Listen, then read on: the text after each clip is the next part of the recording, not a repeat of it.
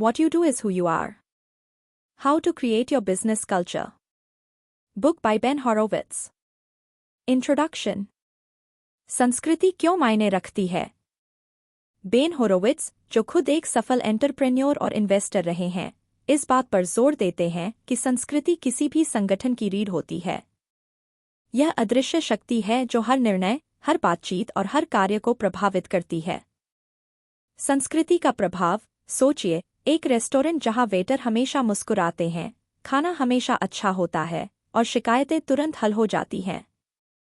आप वहां बार बार जाना चाहेंगे, है ना? यह सिर्फ अच्छे खाने की बात नहीं है, यह उस रेस्टोरेंट की संस्कृति है जिसने ग्राहकों को बेहतरीन अनुभव दिया।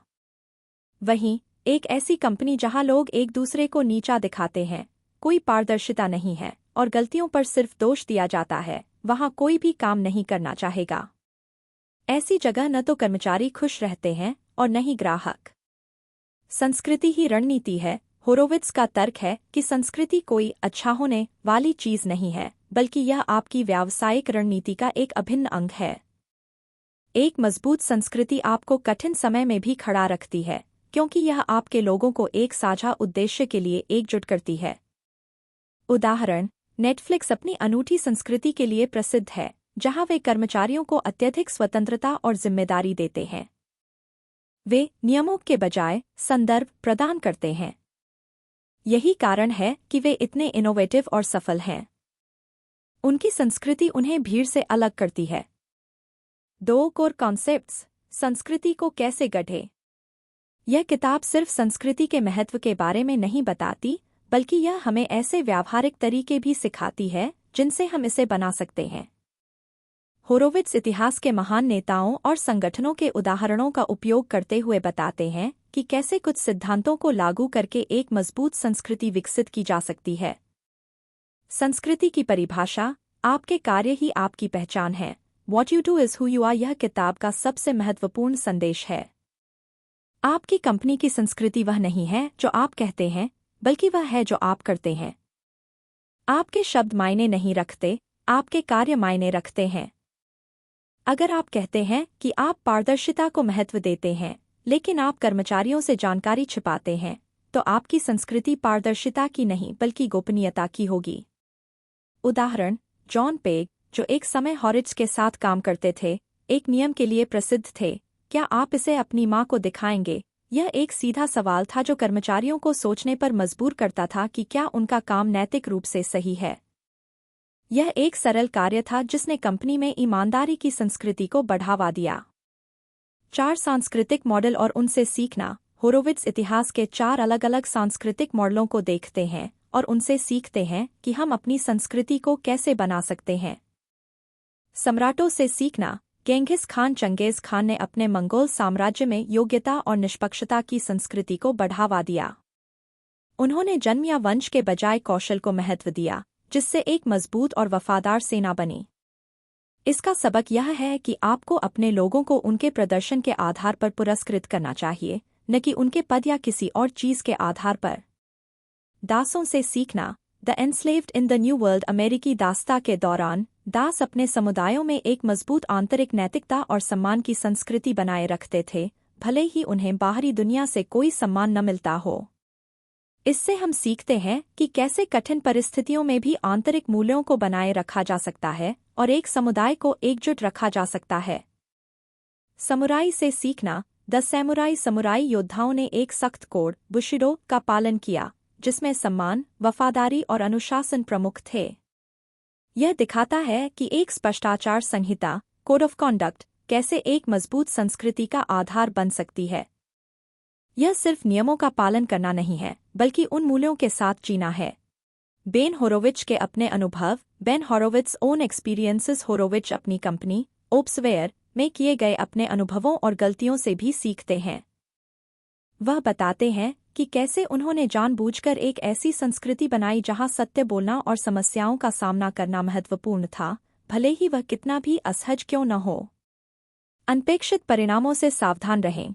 जब आप संस्कृति बनाने की कोशिश करते हैं, तो कभी-कभी अनपेक्षित परिणाम भी हो सकते हैं। एक नियम जो एक चीज को बढ़ावा देने के लिए बनाया गया था, वह अनजाने में कुछ और ही कर सकता है। इसलिए आपको लगातार अपनी संस्कृति का मूल्यांकन करना होगा और उसे आवश्यकतानुसार समायोजित करना होगा। 3 वास्तविक दुनिया में आवेदन। इन अवधारणाओं को कैसे लागू करें? तो आप इन सिद्धांतों को अपनी कंपनी या टीम में कैसे लागू कर सकते हैं? होरोविट्ज हमें कुछ व्यावहारिक कदम बताते हैं। उद्देश्य निर्धारित करें और उन्हें जिएं। सबसे पहले अपनी कंपनी के मुख्य मूल्यों को स्पष्ट रूप से परिभाषित करें। ये सिर्फ कागज पर नहीं होने चाहिए, बल्कि हर दिन आपकी कंपनी के हर कार्य में झलकने चाहिए। उदाहरण, अगर आपकी कंपनी ग्राहक केंद्रित होने की बात करती है, तो क्या आपके कर्मचारी ग्राहकों की समस्याओं को हल करने के लिए अतिरिक्त प्रयास करते हैं? क्या शिकायतें जल्दी से निपटा दी जाती हैं? अगर नहीं, तो आपकी बातें और आपके काम मेल नहीं खा रहे हैं। उचित व्यवहार को कोडिफाई करें। उन व्यवहारों को स्पष्ट रूप से परिभाषित करें जिन्हें आप प्रोत्साहित करना चाहते हैं और उन व्यवहारों को भी जिन्हें आप बर्दाश्त नहीं करेंगे। यह बुशिरो की तरह है, एक आचार संहिता जो हर किसी को पता होनी चाहिए। उदाहरण, आप कह सकते हैं कि हम गलतियों से सीखते हैं, उन्हें छिपाते नहीं। इसका मतलब है कि जब कोई गलती करता है तो उसे छिपाने के बजाय उसे साझा करें ताकि पूरी टीम उससे सीख सके। नेतृत्व द्वारा उदाहरण पेश करना। लीड बाय एग्जाम्पल संस्कृति ऊपर से शुरू होती है। आप जो करते हैं वही आपकी टीम देखेगी और उसका अनुकरण करेगी। यदि आप पारदर्शिता चाहते हैं तो आपको पारदर्शी होना होगा। यदि आप कड़ी मेहनत चाहते हैं तो आपको कड़ी मेहनत करनी होगी। उदाहरण, एक सीईओ जो कर्मचारियों के साथ खाना खाते हैं, उनके मुद्दों को सुनते हैं और व्यक्तिगत रूप से चुनौतीपूर्ण समस्याओं का समाधान करते हैं, वह अपनी टीम में विश्वास और समर्पण की संस्कृति को बढ़ावा देते हैं। भर्ती और ऑनबोर्डिंग को गंभीरता से लें। सही लोगों को काम पर रखना और उन्हें अपनी संस्कृति में ढालना बहुत महत्वपूर्ण है। उन लोगों को चुनें जो आपकी कंपनी के मूल्यों के साथ संरेखित हों।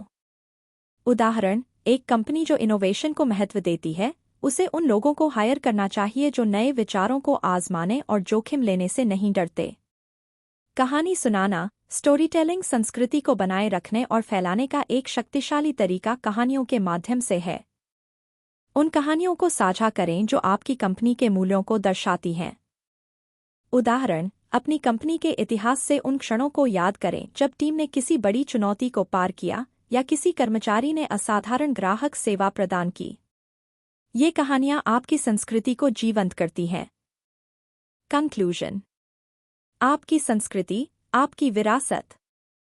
तो दोस्तों, बेन होरोविच की किताब what you do is who you are हमें एक गहरा सबक सिखाती है। एक कंपनी की सच्ची पहचान उसके शब्दों से नहीं, बल्कि उसके कार्यों से बनती है।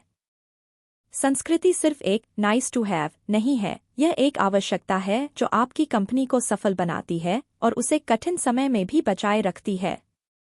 याद रखें, आप जो करते हैं वही आपकी संस्कृति है। इतिहास के महान नेताओं से सीखें। स्पष्ट मूल्य और व्यवहार कोडिफाई करें। नेतृत्व द्वारा उदाहरण प्रस्तुत करें। सही लोगों को हायर करें और उन्हें अपनी संस्कृति में ढालें। कहानियों के माध्यम से अपनी संस्कृति को जीवंत रखें। यह एक निरंतर प्रक्रिया है और इसे बनाने में समय और प्रयास लगता है। लेकिन अंत में एक मजबूत और जानबूझकर बनाई गई संस्कृति आपकी सबसे बड़ी संपत्ति होगी। यह सिर्फ एक बिजनेस को सफल नहीं बनाती, बल्कि एक ऐसी जगह बनाती है जहां लोग फलते फूलते हैं, सीखते हैं और एक साथ मिलकर कुछ असाधारण बनाते हैं। तो आज से ही अपने कार्यों पर ध्यान दें, क्योंकि आप जो करते हैं वही आप हैं।